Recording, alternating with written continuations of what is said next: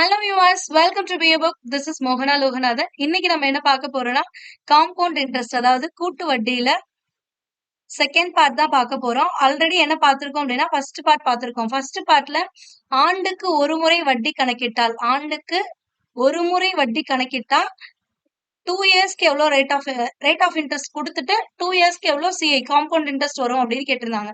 அதே மாதிரி 3 இயர்ஸ்க்கு என்னன்னு கேட்டிருந்தாங்க.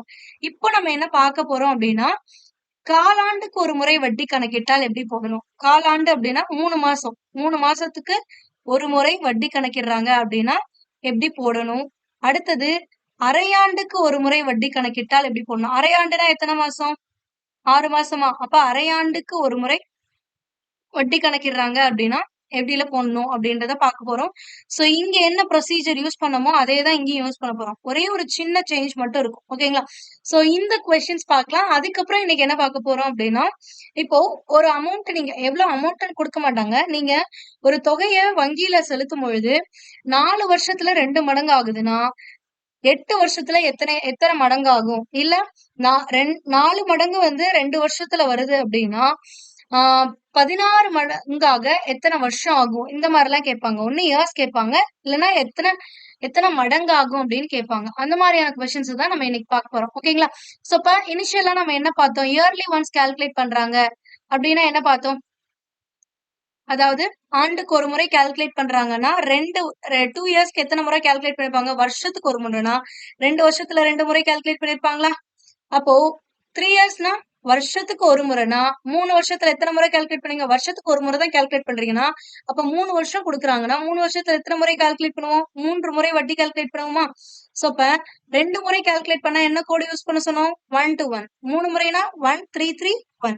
சோ இது நீங்க பார்க்கல அப்படின்னா அதுக்கான வீடியோ லிங்க் இப்ப கார்ட்ஸ்லயும் வரும் அண்ட் டிஸ்கிரிப்ஷன் பாக்ஸ்லயும் இருக்கு. கிளிக் பண்ணி அதை ஃபர்ஸ்ட் பாத்துருங்க. ஏன்னா அங்கேயும் உங்களுக்கு இந்த மெத்தட் ஈஸியா புரிஞ்சிடும். அதை பார்த்துட்டு இந்த வீடியோ பார்க்க வந்தீங்க அப்படின்னா ஜஸ்ட் ஒரு 5 மினிட்ஸ்ல நீங்க கண்டென்ட் டக்குன்னு முடிச்சிடும். ஓகேங்களா? சோ அதனால இன்கேஸ் நீங்க பார்க்கல அப்படின்னா பாத்துருங்க.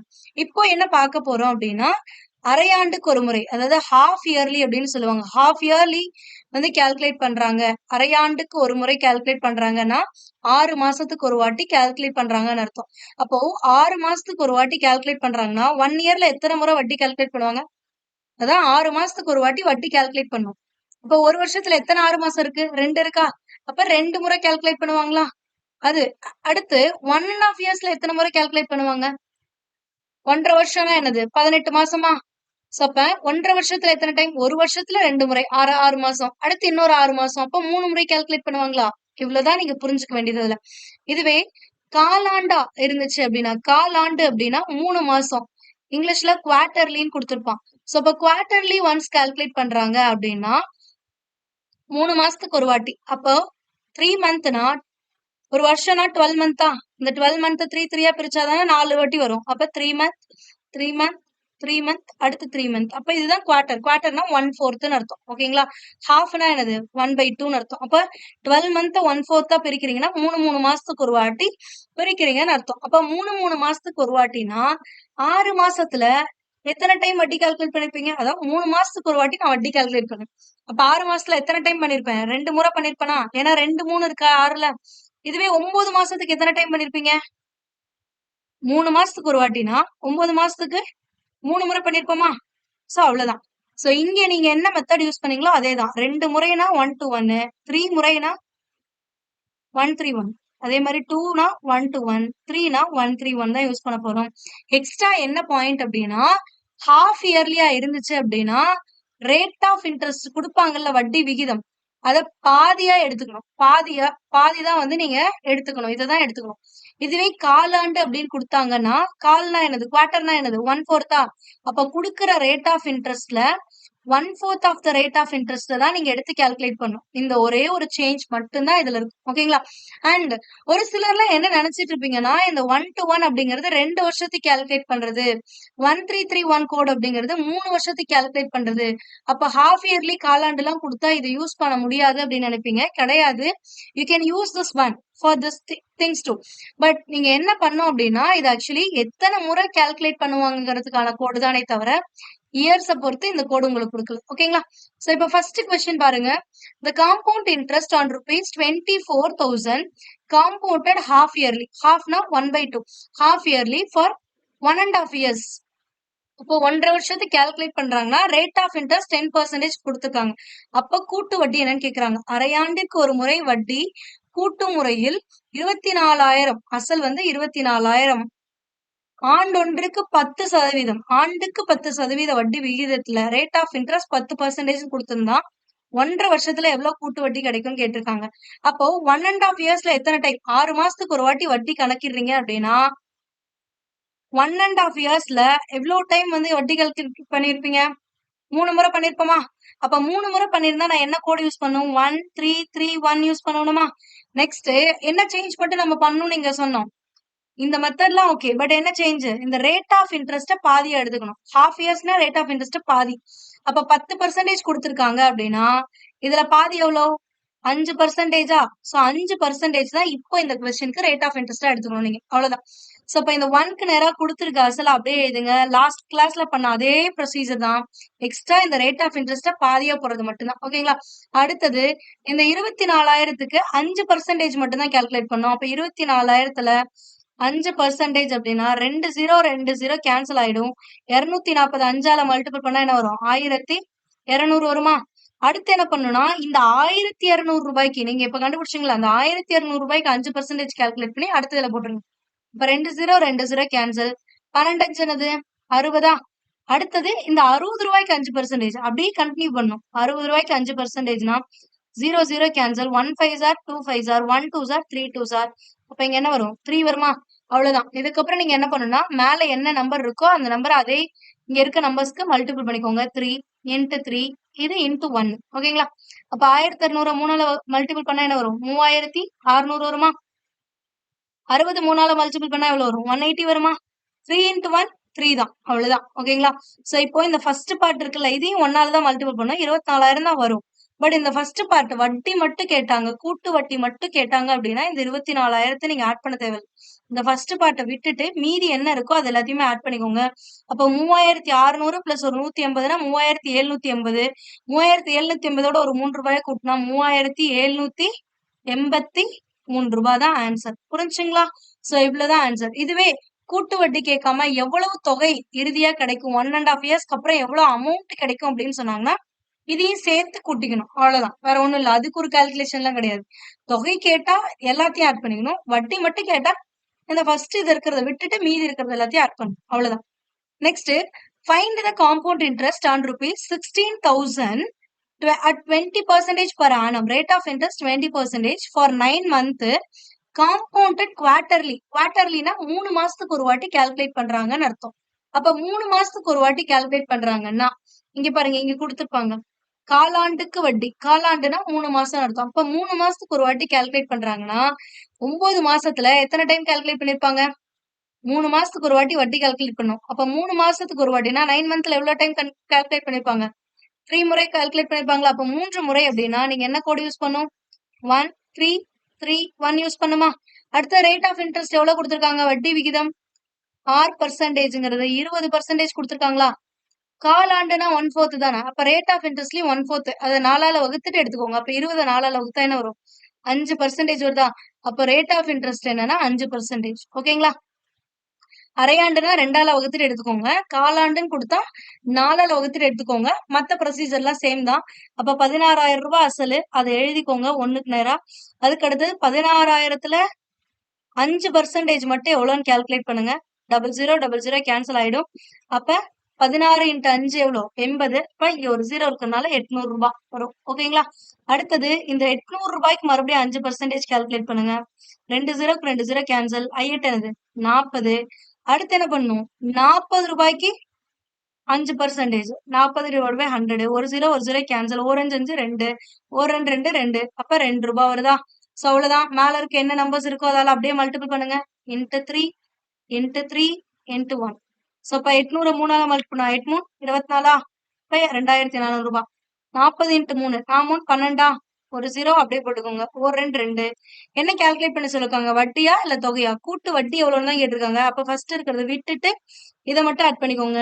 அப்ப 2400 ஒரு 120 ஆட் பண்ணா 2520 2520 ஒரு 2 ஆட் பண்ணா 2522 ஆப்ஷன் டி தான் ஆன்சர். புரிஞ்சுங்களா? சோ இவ்வளவுதான், சிம்பிள். லாஸ்டும் இதுவும் சேம் தான். இதுக்கப்புறம் உங்களுக்கு இதுல ரிலேட்டடா கொஸ்டின்ஸ் கிடையாது. நீங்க ஒரே ஒரு கொஸ்டின் மட்டும் ப்ராக்டிஸ் கொடுக்குறேன். இந்த கொஸ்டினை நீங்க பாஸ் பண்ணிட்டு சால்வ் பண்ணி பாருங்க. சால்வ் பண்ணிட்டு நான் இப்ப சால்வ் பண்ணிடுறேங்க. இதோட ஆன்சரையும் உங்களுக்கு வந்த ஆன்சரையும் செக் பண்ணிக்கோங்க. ஏதாவது மிஸ்டேக் பண்ணிருந்தா பாத்துக்கோங்க. சிம்பிள். அங்க என்ன பண்ணீங்களோ அதே தான் இங்க. எத்தனை முறை கால்குலேட் பண்ணணும்னு பாக்கணும். எவ்வளவு குவார்டர்லி கேட்டுறாங்கன்னா ஹாஃப் இயர்லி கேட்டிருக்காங்கன்னு பாக்கணும். குவார்டர்லியா இருந்தா ரேட் ஆஃப் இன்ட்ரெஸ்ட் 4ஆல வகுத்துட்டு போட்டுக்கணும். ஹாஃப் இயர்லியா இருந்தா ரேட் ஆஃப் இன்ட்ரெஸ்ட் எதால 2ஆல வகுத்துட்டு போட்டுக்கணும்.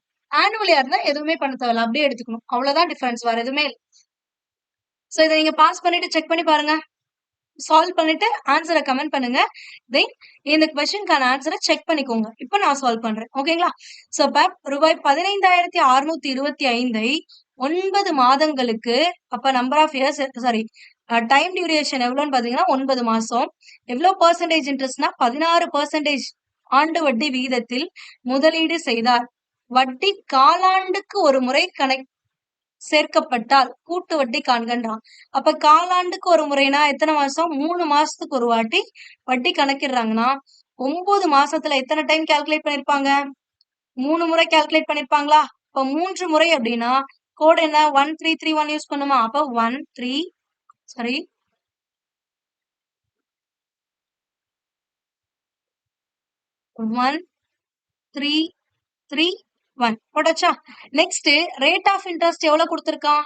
16% கொடுத்திருக்கானா? அப்ப காலாண்டுனா நான் ரேட் ஆஃப் இன்ட்ரெஸ்ட் என்ன பண்ணிக்கணும்? 1/4 மல்டிபிள் பண்ணும். அப்ப 16 4ஆல வகுத்தா என்ன வரும்? 4%. அப்போ இந்த கொஸ்டினுக்கான ரேட் ஆஃப் இன்ட்ரெஸ்ட் 4% தான். அப்போ அசல் எவ்வளவோ அதை எடுத்து இந்த 1க்கு நேரா எழுதிக்கோங்க. அப்ப 15,625 ரூபாயில 4% மட்டும் கால்குலேட் பண்ணுங்க. 4%னா 25. இங்க என்ன வரும்? 5 5 1 5 5, மீதி 1 2 5 10, மீதி 2 5. மறுபடியும் 5ஆல வகுத்தீங்கன்னா 4 5 20. இதை வகுத்தா 6 5 2 5. இப்ப 4 4 கேன்சல் ஆயிடும். அப்ப என்ன மட்டும் இருக்கு? 625 ரூபாய். அப்ப இங்க 625 ரூபான்னு போட்டுக்கோங்க. நெக்ஸ்ட் என்ன பண்ணும்? இந்த 625 ரூபாய்க்கு மறுபடியும் நீங்க ஒரு 4% கால்குலேட் பண்ணணும். அவ்வளவுதான். அப்ப 625 இன்ட்டு 4%, 25 100. இங்க 125 625, 4 5 20, 25 125. அப்ப ஒரு நாள் 4 ஒரு நாள் 4 கேன்சல் ஆயிடும். அப்ப இங்க என்ன வரும்? 25 ரூபான்னு வந்துருமா? அடுத்து நீங்க என்ன பண்ணும்? 25 ரூபாய்க்கு 4%. இதுக்கு மறுபடியும் நீங்க கால்குலேட் பண்ணும். அப்ப 25க்கு 4%னா ஒரு 25 25 4 25, ஒரு நாள் 4 ஒரு நாள் 4. என்னதான் இருக்கு? 1. அப்ப இங்க 1 வந்து. ஓகேங்களா? சோ நெக்ஸ்ட் ஸ்டெப் என்ன? மேல என்ன நம்பர் இருக்கோ அதால அப்படியே மல்டிபிள் பண்ணுவீங்க. Into 3 into 3 into 1. 3 15க்கு 5, மீதி 1 2 3 6 1 7, 6 3 18. அடுத்து இங்க 25 3 75. இது 1. அவ்வளவுதான். எல்லாத்தையும் ஆட் பண்ணுங்க. வட்டி மட்டும் தான் கேட்டிருக்காங்க இங்க. சோ அதனால இந்த 3 மட்டும் ஆட் பண்ணா போதும். இதை விட்டுறலாம். தொகை கேட்டாதான் இதையும் சேர்த்து ஆட் பண்ணிக்கணும். 75 பிளஸ் ஒரு 1. அப்ப 11க்கு 1, மீதி 1. 15 மாறும். 15க்கு 5, மீதி 1 9 1. 1951 ரூபா. ஆப்ஷன் டி தான் கரெக்ட். ஓகேங்களா? சோ அவ்வளவுதான். காலாண்டு அரையாண்டுன்னு கேட்டா இப்படிதான் நீங்க பண்ணணும். எத்தனை முறை கால்குலேட் பண்றீங்கன்னு பாக்கணும். 2 முறைனா 1 to 1 யூஸ் பண்ணும். 3 முறைனா 1331 தான் யூஸ் பண்ணும் ஆஸ் யூஷுவல். பட் என்ன சேஞ்ச்னா ஹாஃப் இயர்லினா ரேட் ஆஃப் இன்ட்ரெஸ்ட் பாதி மட்டும் எடுத்துக்கணும். இதுவே குவார்டர்லி அப்படின்னா காலாண்டுக்கு ஒரு முறைனா ரேட் ஆஃப் இன்ட்ரெஸ்ட் வட்டி விகிதத்தை 4ஆல வகுத்துட்டு அதை மட்டும் எடுத்துக்கணும். அவ்வளவுதான். நெக்ஸ்ட் ஒரு ஈஸியான ஒரு கொஸ்டின் பார்க்கலாம். இந்த கொஸ்டின் ஈஸி தான். இதை சால்வ் பண்றது ரொம்பவே ஈஸி தான். ஆனா இது நீங்க ஃபார்முலால எல்லாம் கொண்டு போயிடாதீங்க, ரொம்ப கஷ்டமாயிடும். So the sum of money placed at compound interest doubles itself in 4 years. அதாவது 2 மடங்கு ஆகிறதுக்கு 4 வருஷம் எடுத்துக்கிச்சுன்னா in how many years will it amount to 4 times itself னு கேட்டிருக்காங்களா? ஃபர்ஸ்ட் எத்தனை மடங்குன்னு எழுதிக்கோங்க. தென் எத்தனை வருஷத்துலன்னு எழுதிக்கோங்க. இயர்ஸ் என்னன்னு எழுதிக்கோங்க. ஓகேவா? சோ இங்க என்ன சொல்றாங்க? ஒரு தொகை எத்தனை வருஷத்துல? 4 வருஷத்துல கூட்டு வட்டியில எத்தனை மடங்கு ஆகுது? 2 மடங்கு ஆகுது. இப்ப 2 மடங்காக 4 வருஷம் எடுத்துக்குதா? இத அப்படியே இங்க எழுதிக்கோங்க. அதுவே 4 மடங்கு. அப்ப 4 மடங்காக எத்தன வருஷம் தானே கேட்டிருக்காங்க. சோ இதுதான் உங்களோட கொஸ்டின். சோ நீங்க என்ன பண்ணணும் அப்படின்னா, இந்த ஃபர்ஸ்ட் ஒரு டேட்டா குடுத்துருக்காங்கல்ல. ஃபர்ஸ்ட் என்ன குடுத்துருக்காங்க? 2 மடங்குக்கு 4 வருஷமா? இப்போ அடுத்து 4 மடங்குக்கு தானே கேட்கறாங்க. இந்த பேஸ் 2 வர மாரி இந்த 4 மாத்த முடியுமான்னு பாருங்க. 2 ஸ்கொயர் என்னது? 4ஆ?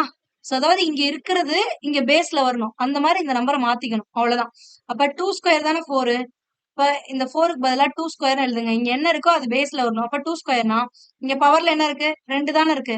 இந்த 2 முன்னாடி குடுத்த வருஷத்தோட மல்டிபிள் பண்ணுங்க. அப்ப 2 இன்டு 4 என்னது? 8ஆ? அதுதான் ஆன்சர். அப்ப 8 இயர்ஸ் தான் இந்த கொஸ்டினுக்கான ஆன்சர். மறுபடியும் சொல்றோம். 2 மடங்கு ஆக 4 வருஷம் எடுத்துக்கிச்சுன்னா, 4 மடங்காக எவ்வளவு டைம்னு கேட்கறாங்கன்னா, பவர்ல எடுத்துக்கோங்க. இந்த 4 இந்த 2ஓட பவர் என்னவா எழுதுனா வரும்னு பாருங்க. 2 ஸ்கொயர்டு எழுதுனா வரும். அப்ப பவர்ல என்ன வேல்யூ இருக்கோ அதோட முன்னாடி குடுத்திருந்த வருஷத்த மல்டிபிள் பண்ணுங்க. அதுதான் இந்த இதுக்கான ஆன்சர். இன்னொரு கொஸ்டின் பார்க்கலாமா? கூட்டு வட்டி பெறும் ஒரு தொகை 2 வருடத்தில் 3 மடங்கு ஆகிறது அப்படின்றாங்க. அப்ப மடங்கு எத்தனை டைம் அண்ட் இயர்ஸ் எவ்வளோ? ஓகேங்களா? சோ அப்ப 3 மடங்காக எத்தனை வருஷம் ஆகுது? 2 வருஷம் ஆகுதாம்.